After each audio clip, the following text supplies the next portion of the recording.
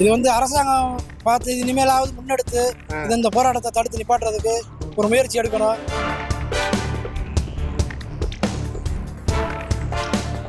இந்த இஸ்லாமிய மக்களை சேர்ந்து இது பண்ணலாம். சில அரசியல்வாதி அவருடைய சுய லாபத்துக்காக இதை உருவாக்கியிருக்காங்க.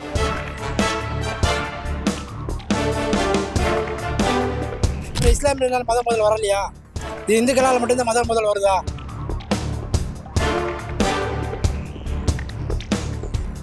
கண்டிப்பா நீங்க எழுதி வச்சிருக்க பிற்காலத்துல எஸ்டிபியும் சரி இந்தியன் யூனியன் முஸ்லீம் சரி தடை செய்ய போறாங்களா இல்லையா மட்டும் பார்த்துட்டே இருக்கு.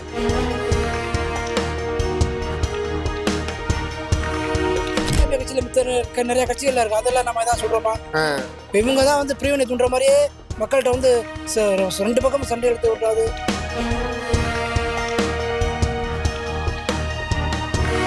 136 வருஷத்துக்கு முன்னாடியே பிரிட்டிஷ் காலத்திலேயே இது வந்து திருப்பரங்குன்றம் தீர்ப்பானது. 136 வருஷம் ஆச்சு தீர்ப்பாயி. இப்ப வந்து இவங்க வந்து சிக்கந்தர் மலைன்னு எப்படி இவங்க வந்து இது பண்ண முடியும்?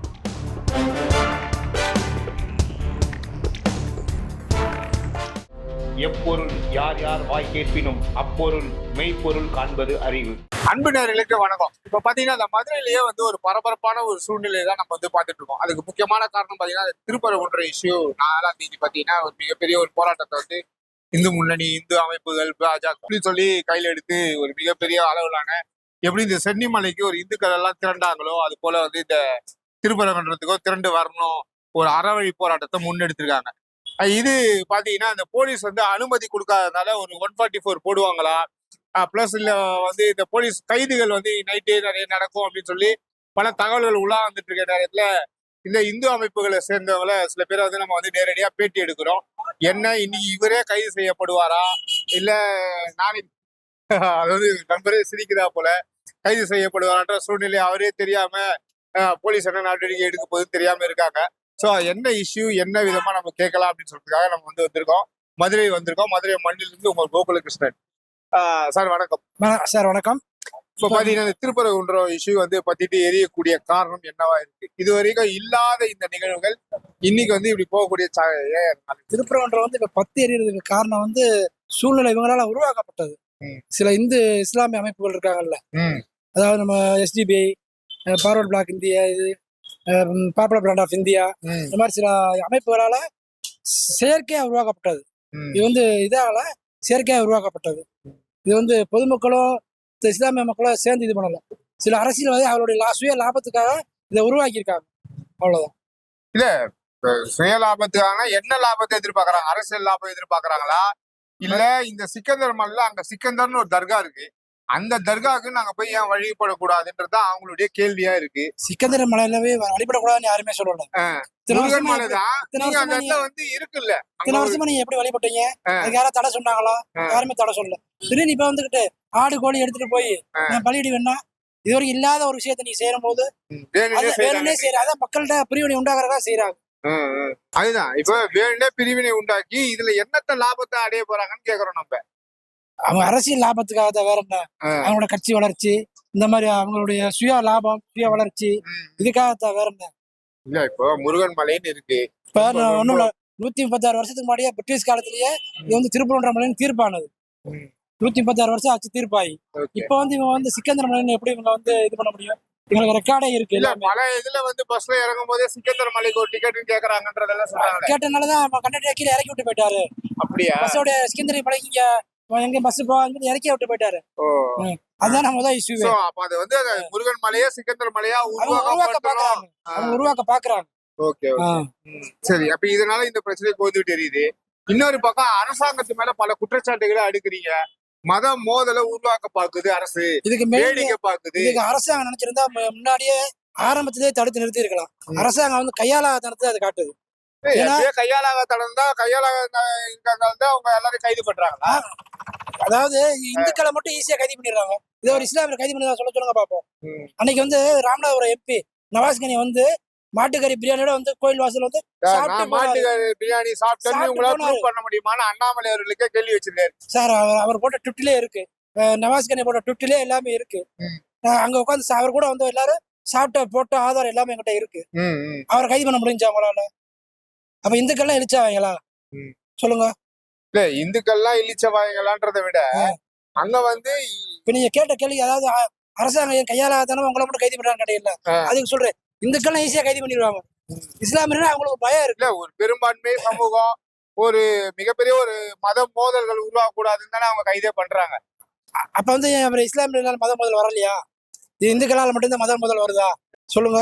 சரி இல்ல இப்ப நீங்க இப்போ ஒரு 10 பேர் சேர்ந்து இதை இந்த பிரச்சனையை உட்கார்ந்து தீர்க்க வேண்டிய ஒரு பிரச்சனைய அது அரசாங்கம் 1,00,000 பேர் வாங்க அறவழி போராட்டம் பண்ணுவோம், சென்னிமலைக்கு எப்படி நம்ம வந்து போராட்டம் பண்ணி இது பண்ணமோ அது போல ஒரு மிகப்பெரிய போராட்டத்தை முன்னெடுக்கணும்னு போது தானே அரசாங்கம் அதுக்கு தடையெல்லாம் போடுது. அது உட்கார்ந்து செய்ய வேண்டிய வேலை யாரோட வேலை? அரசாங்கத்தோட வேலை. ஆமா, அது செய்யலாம். அது செய்யாதனாலதான் சென்னிமல்ல அவ்வளவு பெரிய போராட்டம். நீங்க அதுக்கு வந்து ஒரு தீர்வே கொடுக்க மாட்டேங்கிறீங்க. முதல்ல எச் ராஜா வராரு, முதல்ல வந்தாலும் எச் ராஜா வராரு. இது இந்துக்கள் மலை மத்த கட்சி எல்லாம் வந்து இப்போ PFI தடை செய்யப்பட்ட இயக்கமாயிடுச்சு. ஆனா SDPI வந்து இன்னைக்கு வந்து தேர்தல்ல போட்டியிடுது, தடை செய்ய வேண்டிய கட்சின்றாரு.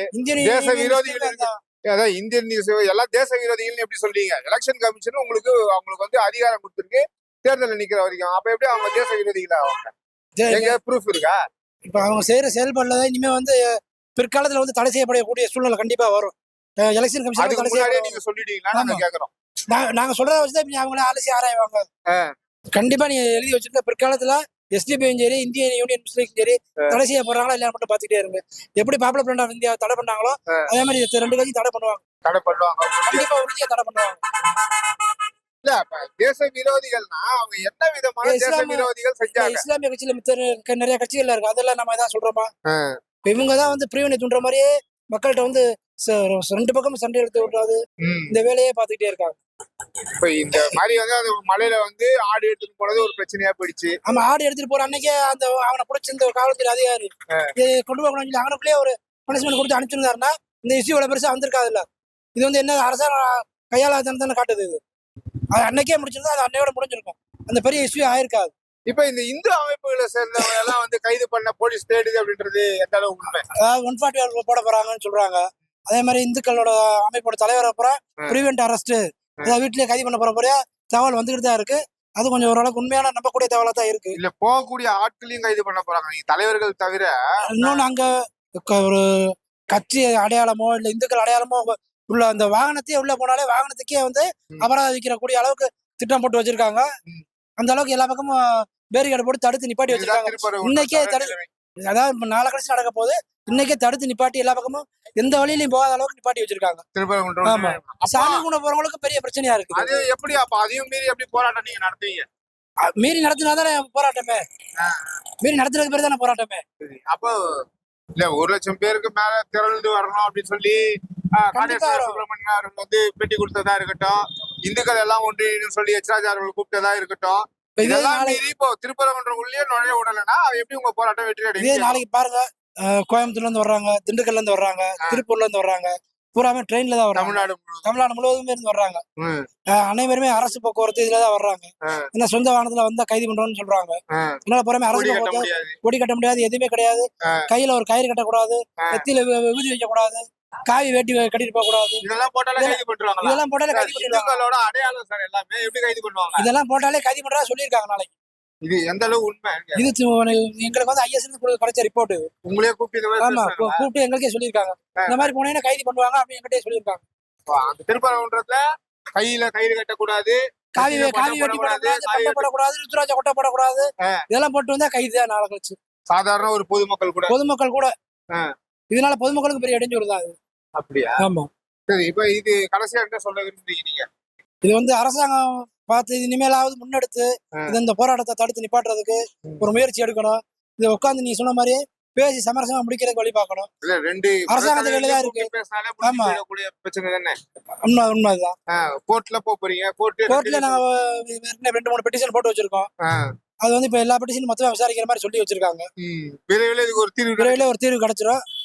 அது தற்காலிகமா வந்து இப்ப ஆடு கோழி யாரும் கொண்டு போக கூடாது, மேல அசைவ உணவு கொண்டு போக கூடாது. இப்ப தற்காலிக தடை வாய்மொழி உத்தரவு அங்க இருக்கு. இப்ப அதனால இப்ப இந்த 1 வாரமா யார் மேல எதுவும் கொண்டு போறதுக்கு அனுமதி இல்லாம இருக்கு. போலீஸ் தடுக்கிறாங்க. ஆமா, அது இப்ப ஒரு வாரமா கண்காணிச்சுட்டு இருக்காங்க. சரி சார், இவ்வளவு நேரம் கேள்விக்கு பதில் சொன்னது ரொம்ப நன்றி.